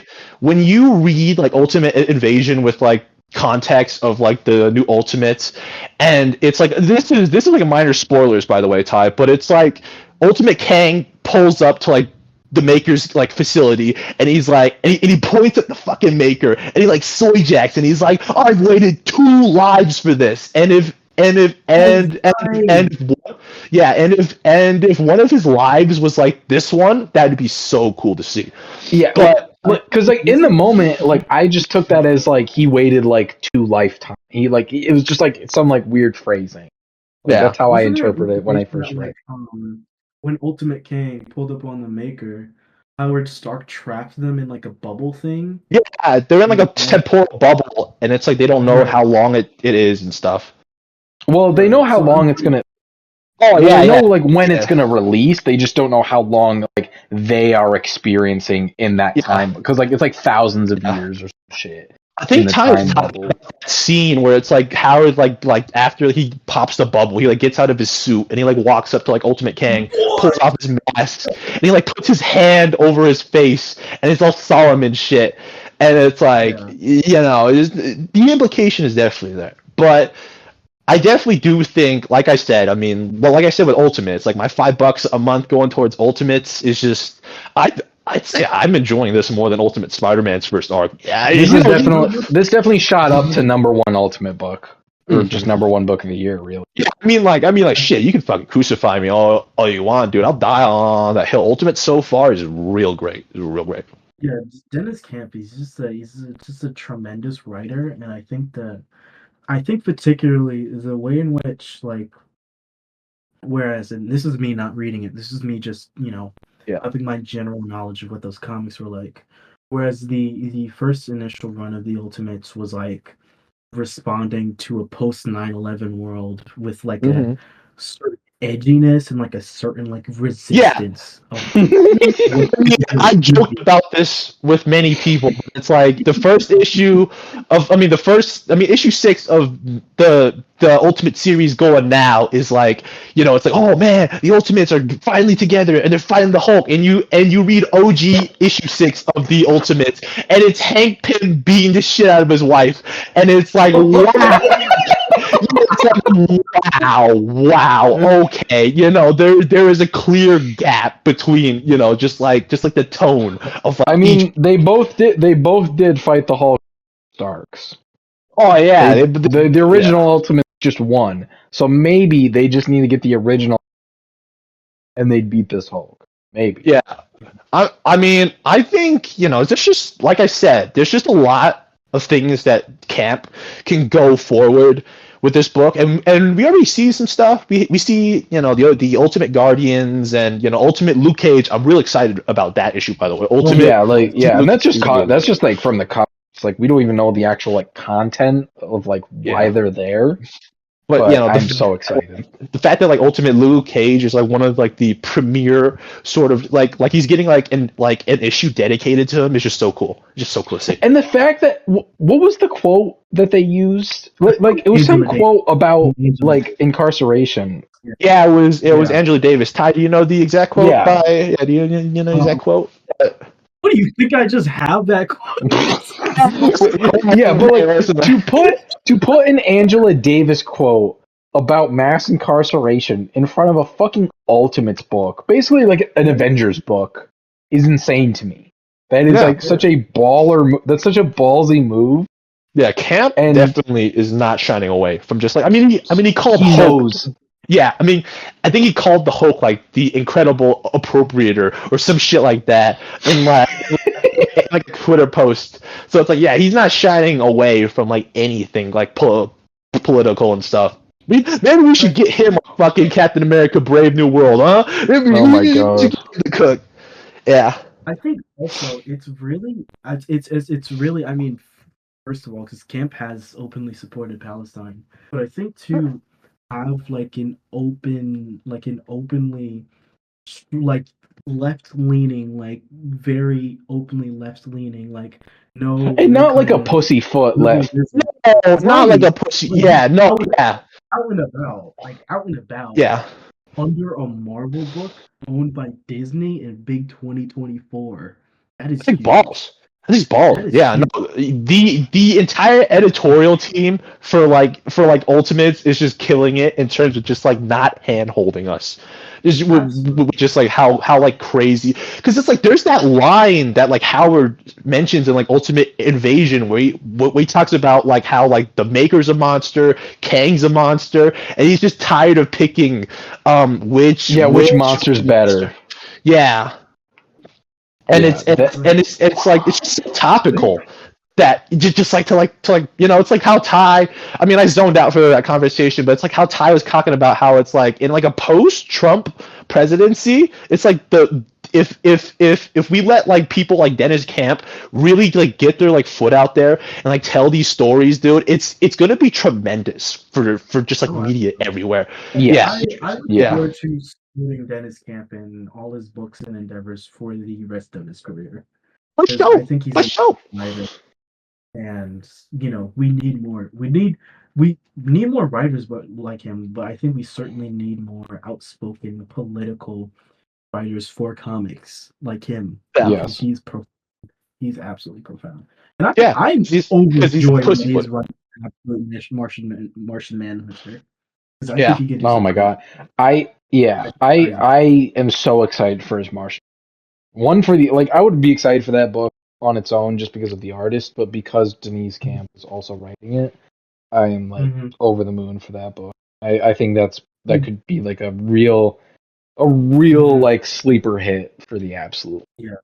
I was like my dream book for him would be like Superman or Captain America. Oh But, my god. Mm-hmm. Oh, Especially his characterization. I think that's something I really want to go into is the characterization of Captain America. Yeah. ooh, it's perfect. It is my favorite characterization for Cap in a while, I would say. Yeah. I think he Because- definitely has sort of like the edge, but he like maintains the spirit of like OG Cap, you know? Yeah, and I think it helps that like he does not have a country technically. Like Yeah. the America he knew is gone, but at the same time like it is like America still exists, like but it's like the worst ideas of And he's like have continued to exist and it's metastasized into like this cancerous force that like is just basically just our America. and like it's like the man out of time quite literally has to fight for like some kind of quintessential version of like the American dream where it's kind of just like the American dream now is just like get rid of the Maker and shit and just have everybody be free from like shadow governments and shit like that. And I think having them just quite literally just be like, because like, you know, it's like they don't shy away from labeling like the team as like terrorists. yeah, Like, they're terrorists. yeah, like that's what they are. And just having Captain America be like, well, not like I think he's splitting team leadership with like Iron Lad, but just having him be at like the focal point of that, where it's like Captain America is like labeled a terrorist, is just so fucking hard to me for like no reason. Yeah, I and think that whole it's really striking that a Captain America story of this caliber has not been done, not just in a post-Trump America, but in a post 9/11 America, like Mhm. post Gulf War, post Iraq War. Like, what happened? Like, did we fall asleep at the wheel? What are we doing? Yeah. No, No. I mean, yeah. I mean, if I do have to comment one more thing about the Ultimates, it's just like it feels like, and this might be a segue towards the other book I'm gonna talk about, but it feels like for the Ultimates and like Ultimate Spider-Man, they seem really interconnected. It's like we see like the characters like intertwine with each other and like mingle about. Like we see Iron Man literally show up in like Ultimate Spider-Man, and he drops that really hard line about how he like went to sleep one day as like a kid, and then he woke up aware of like the monsters in like their universe, and he tells Harry that like both of our dads weren't perfect, and it's just like just seeing that, just seeing him interact with like the greater universe is just so cool to see. But and this is just a segue into Ultimate X-Men, but it's like I really like Ultimate X-Men, but it really feels like it's kind of taking a back seat compared to like the greater universe, where it's like they kind of just like let Peach Momoko kind of just do her thing. And I don't know if this is true for Ultimate Black Panther because I haven't talked about because I haven't read it, but I'm sure Bryce could vouch. yeah, But- I have a little, like, some thoughts. Yeah. But it's like, you know, it's like outside of Viper and just like, and I think Ben told me this, but it's like Maystorm, the original character made for this run, just like being, apparently from what Ben said, is that she influenced herself off of like the Black Storm goddess in like Wakanda or some shit. That's why she took her name. It's just real hard to me. But outside of just like Viper showing up and it's like the mentions of the Makers Council and Maystorm, there's not really a lot of interconnectedness with the universe. And it's like I like the run so far, but I just wish that there's more just kind of like connection to like the greater stuff. Like, can we get Iron Lad to show up in like an issue and just be like just like what? What the fuck did you just say? Just have them just like interact with like the team and be like, hey, the Makers coming in like 6 months, dog. Y'all might want to like ready up and shit, and just having them just be like, oh shit, okay. Just having like an issue like that would just save the book for me. I like the characters, and I just really want to see them just interact with like the greater universe. But yeah, I mean, that's the Ultimate X-Men section. It sounds like we're making the video right now, but I'd like to hear Bryce's opinions on Ultimate Black Panther. Are you reading Ultimate Black Panther time? Is that racist? Ty, you're black. So obviously, it's been psychic Tyler, every issue. Tyler, you're black. Go spend $5 on the new Go read Ultimate Black Panther or something, man. Go read. I'm not even kidding. Bryce, before you get into it, y'all remember when I was like on that Black Panther thing because Marcus kept playing the theme in the Discord. Yeah. I ordered on Amazon like the Reginald Hudson's. Oh yeah, Reginald Hudlin. Yeah, for his Black Panther run, I ordered that first volume of his trade because I was like, man, I'm thinking about it too much. Like, I need it. I think I need it. Yeah. Black Panther. Black Panther. The Black Panther. The Black Panther. Yeah. It's so Yeah. Okay, I guess we just move on to the Ultimate Black Panther section. Bryce, you can take the wheels. Black history. Yeah, as designated Black history, talk about the Black Panther book. I think the main selling point for me so far for this series has been the art. The art is just amazing. Stefano Caselli is like just undeniably good on this book. The main gripe I have with it is just like the pacing fucking sucks. Like, and not in like an Ultimate Spider-Man way where like, oh man, it's just a slow burn, like they're just setting stuff up. Like, no, there's been at least like 2 or 3 issues now where I'll read it in like less than 5 minutes and be like, what happened? Like, what actually happened in that issue? And I'll be fucking pissed. But then the next issue, like, will actually be something really interesting. Yeah. And I think and another criticism is like, I think this is the book. Ultimate X-Men, I kind of also have this like issue with in a different way that me and June have talked about before. Where with Ultimate X-Men, it feels like a book that could have just been made on its own. Like it could have been a book at Image, and they could have just like reconfigured some things, and it didn't need X-Men. Mm-hmm.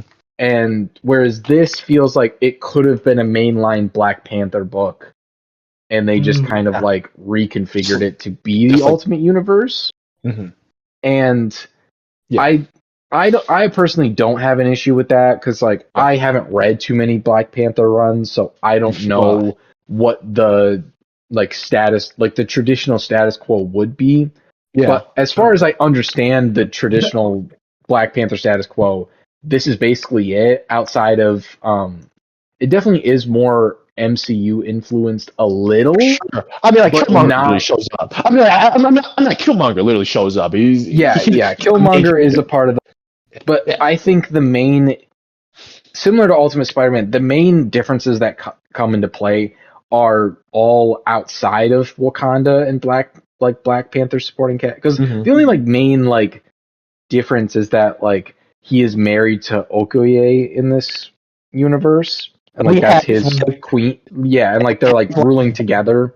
And we have a villainous Moon Knight and like Khonshu and like and that's the part of the book that like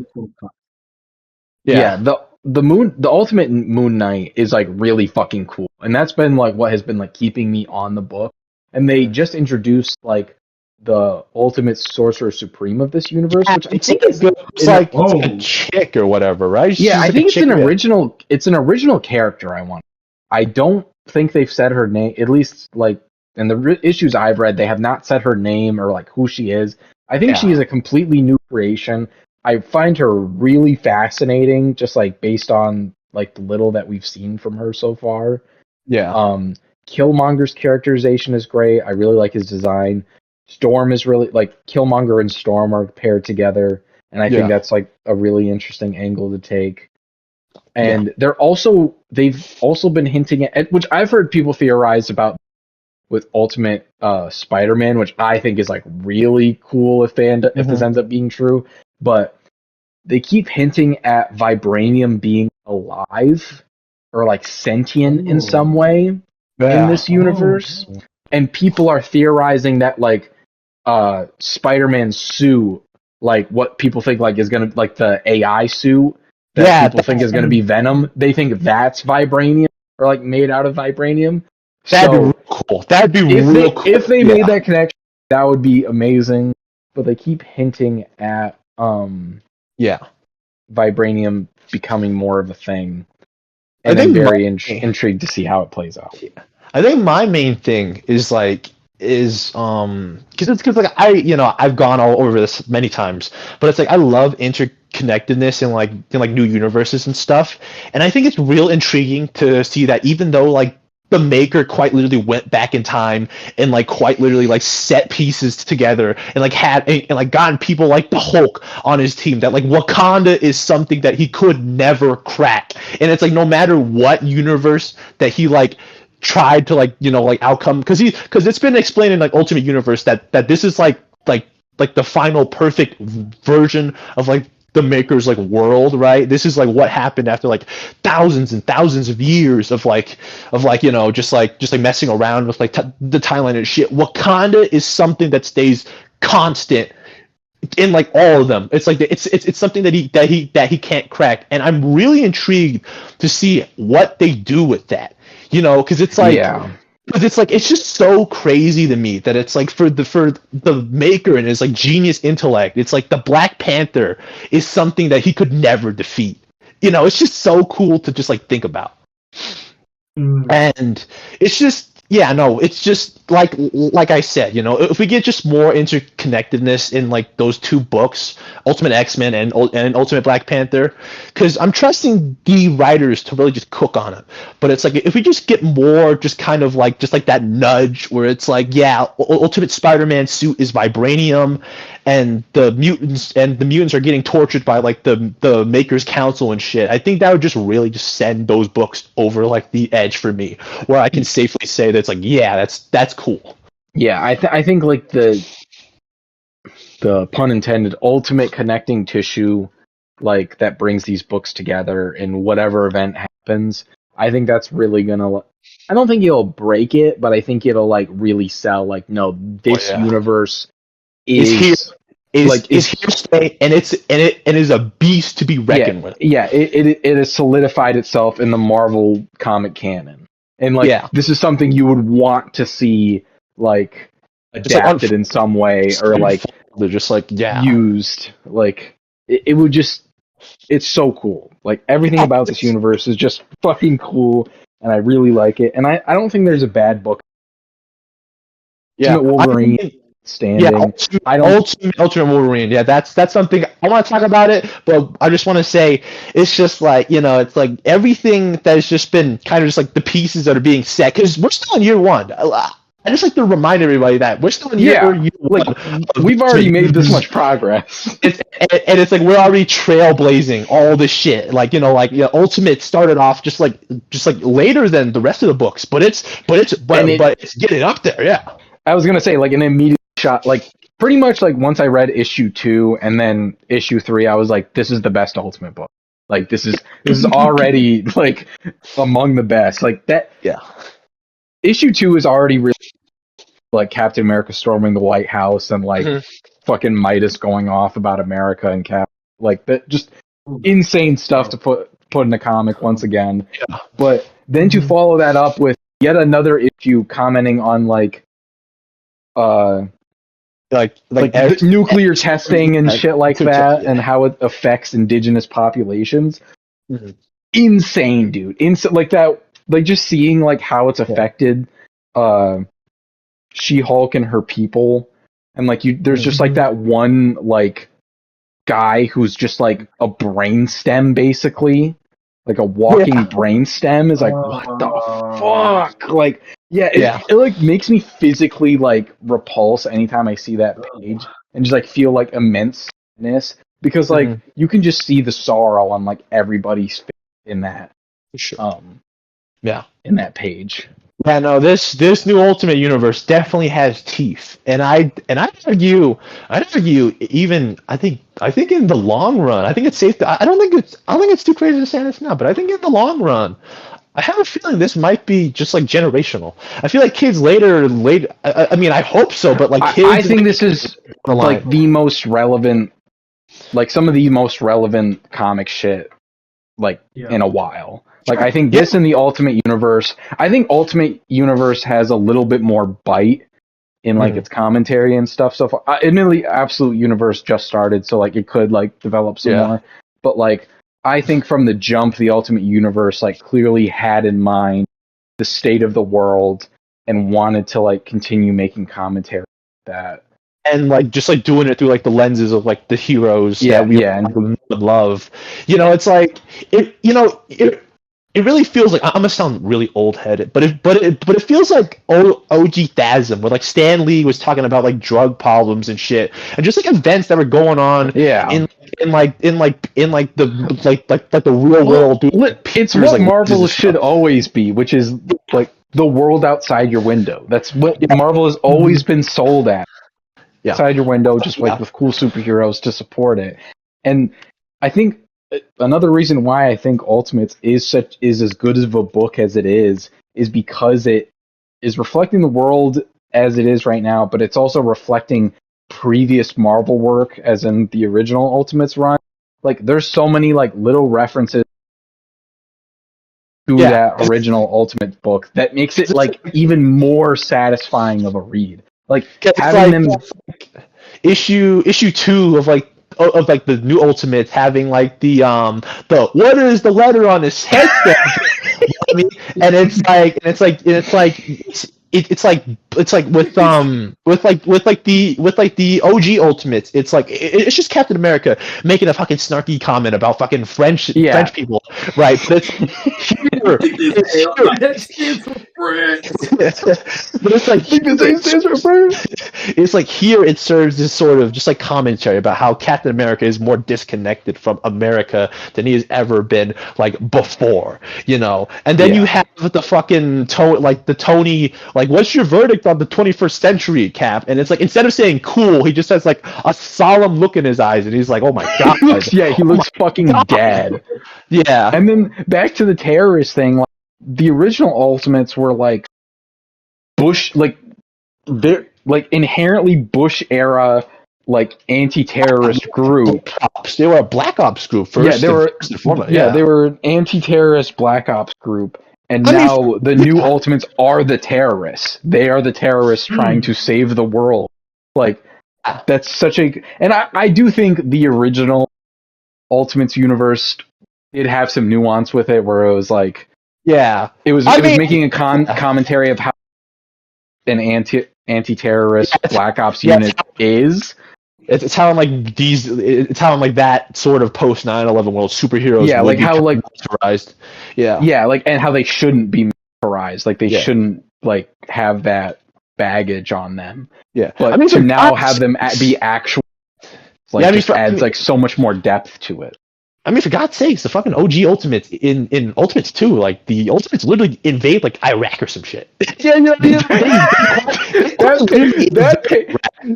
That page where Nick Fury, it makes it 10 times funnier, because like the whole series, it's like, no, they're gonna ask you to invade Iraq, and they're like, we never. And then like literally the end stinger to one of the issues is Nick Fury going, "There's a situation in Iraq." Issue, they're sending giant men to fucking like take down villages. It's so like, it's very funny, but at the same time, like, yeah, it's so crazy to just like think about.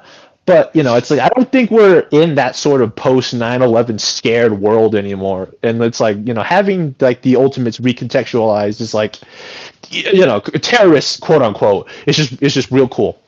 Yeah. Especially because it's like there's that, because it's like that like line where it's like Ultimate Hulk is like about to crush like Tony, and he's just talking about how it's like, you know, it's like you just kind of just led people into our arms and shit, blowing up like factories, threatening people on live TV. You know, you've drawn them closer into our arms, and it's like the best thing the Ultimates can ever do for people is like die, and that line is just so hard to me, you know, because it's like. Because it's like, yeah, no, Dennis Camp and like the other writers aren't shying away from it. They are terrorists. Like you will, like you see them as terrorists. It's like, sure, what we're seeing is heroic in nature and stuff, but it's like it doesn't shy away from the fact that they are indeed terrorists. You know? Yes. It's just, it takes a lot of balls. And, okay, we talked a lot about the Ultimate Universe. We talked a lot today. But I do want to talk just, like, real briefly about Ultimate Wolverine and sort of the future of this universe going into the next year. Ty, are you still here? I saw you were muted for a second. Can I get your thoughts, before me and Bryce really jump into this, can I get your thoughts on Ultimate Wolverine so far, if you've seen the trailer for it? Do you think, do you think it looks cool for you? Or are you not interested? Cool. I'm interested. Like, I'll buy the first issue, but I don't. I think it like I'll give it a chance and I'll see, but I don't know if I'm necessarily too captivated by the narrative at hand. Yeah. Like I don't know if I'm necessarily captivated by the idea of an Ultimate Wolverine. I think like the like Bucky, isn't it, instead of Logan? I think it is, or at least based off the recent year, like 1 year in check-in. Spoilers, no spoilers. I get my list next week, bro. I get my list next week. Well, it's not that big of a spoiler, but like I think it is supposed to be just Logan. Like, but they haven't said explicitly yet who it is. But like, I don't think it's Bucky. At least they haven't like hinted that way. They haven't. That it's just supposed to be like he is the Winter Soldier of this universe. Yeah, and I'm more so interested in like seeing this version of like Russia or Eurasia, whatever they call it, because it seems like they're supposed to be like the mutant country, or like Yeah. they keep them in Mhm. line. Yeah. So I I'm mean- very interested to see that aspect. I've talked about this with like Ben and like Bryce too, to a lesser extent, but it's like I think we will see like the more traditional sort of faces and like mutants and like Yeah, Ultimate which we've already Wolverine. seen that like Yeah. Mr. Crawler are gonna show up in the Yeah, book, and and that's Mystique honestly Knight, like yeah. that's what got me hyped for the book. Was like, oh, Nightcrawler is in there. I need to read this book Yeah, because if they I- give I Nightcrawler mean- some shine, I'll read One that. is it a priest? Yeah, he's like a priest in this one. You know, it's crazy. If I had a nickel for like every single time in the new Ultimate Universe has turned characters into priests, I'd have 2 nickels because I mean Daredevil showed up in issue 1 of Spider-Man. He's a priest, and then we have Ultimate Nightcrawler as a priest. I mean, who's next, dude? Fucking again, are we gonna get Shang-Chi as a fucking like a one of those Jewish guys or whatever the heck? You know, shalom, man. I mean, I don't know, man. Can we get? I was about to say, can we get Ben Grimm as a fucking Oh, rabbi, even though he's dead? He's fucking dead. Yeah, yeah. I mean, it definitely does look cool, but I think outside of like the really action-packed like fucking trailer, I think I'm definitely gonna give it an arc and see. But it's like if it's just sort of just like Wolverine just doing cool shit, I might not continue with like the book because it's like I mean we already see Wolverine doing cool shit in like the main universe. Where's the nuance in it? You know, especially coming off like the reigns of like you know, Ultimates and Ultimate Spider-Man and like all these other books, you know, just like where is like the teeth of it outside of like Wolverine doing cool shit, you know? I mean, like it's cool, like it's very cool, but like if it's just Sure. like Wolverine like smashing people, and, Yeah. you know, I mean like yeah, there's like but that's if it, Wolverine. yeah.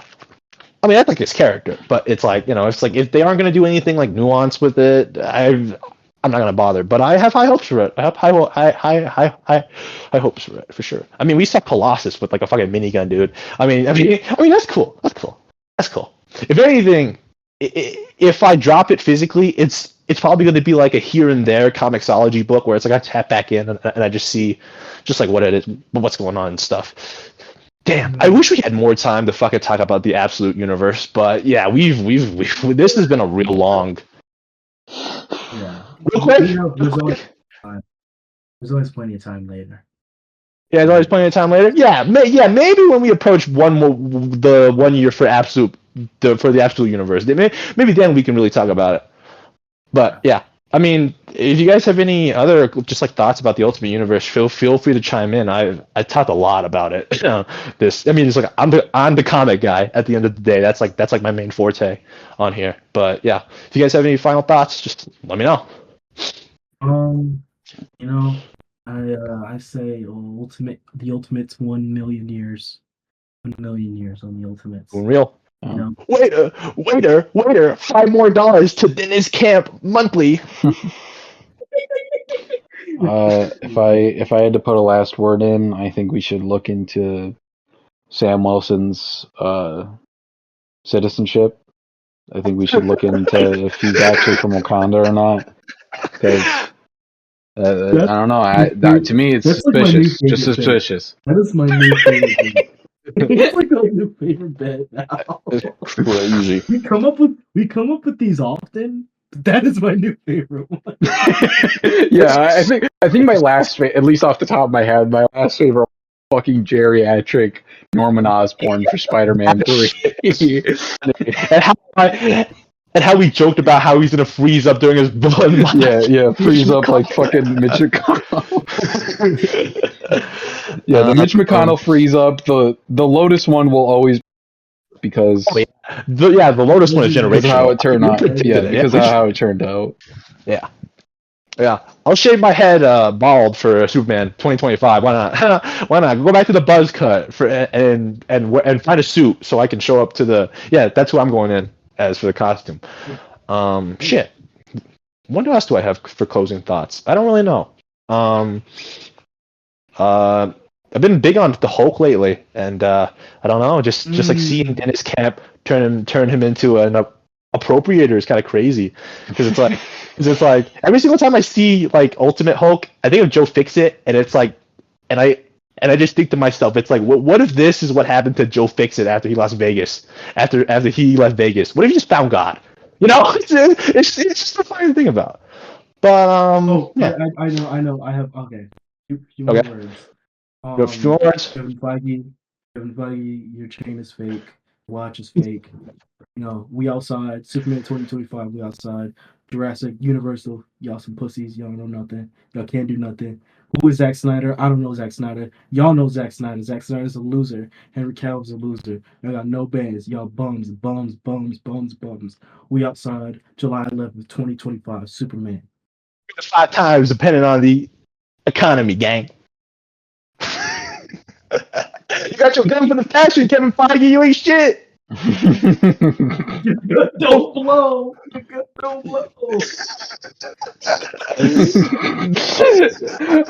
Little bro is not gonna. Little bro is not gonna shoot his gun. I think if I do have any closing thoughts, I think it would be real funny if Kevin Feige drops like the fucking Fantastic Four teaser, just like I think that's February. I think that's definitely Super Bowl. I will hold the Super Bowl. Super Bowl. That's probably Yeah, far. I'm gonna hold the Super Bowl. All I'm saying is, gang, peep this. This is that real woke shit right here. Miles Teller Maker secret real. Trust the vision. Trust the vision. We gonna get Ang Lee Hulk in Secret Wars. He gonna be the maestro. We gonna get Nicolas Cage.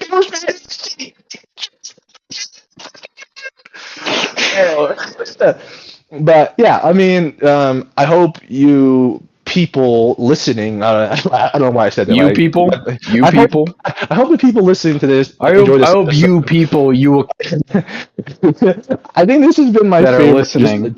just like episode of like Regenerate Talk. It really feels like Cape Shit Media is just on like the up and up so far. And if I happen to bite my words, like in a couple months down the line, I'll blow my brains out with a shotgun. But it's Hey, we're up right. yeah, we're up right now. We're up right now. So it's like I Wait won't for jinx Brave it. New World. Wait for Brave New World. Me and talk Yeah. about it together. I'm sure, but we'll see. We'll see how that pans out. We gonna be outside. You gonna find me, Ty, and Bryce outside your local movie theater, fucking throwing acid on Kevin Feige and shit. You feel me? But I've been June. I used to go by Teriyaki Asian. Now I kind of don't have a name. I'm just the man who raised his name or some shit like that. Yakuza, whatever the fuck. And if you and Ty and Bryce want to just say something, end it out, we can call it a night. Ultimate Universe, 500 years. We outside, son. We outside. Kevin Feige, get your fucking senile ass up on my Cape shit, bro.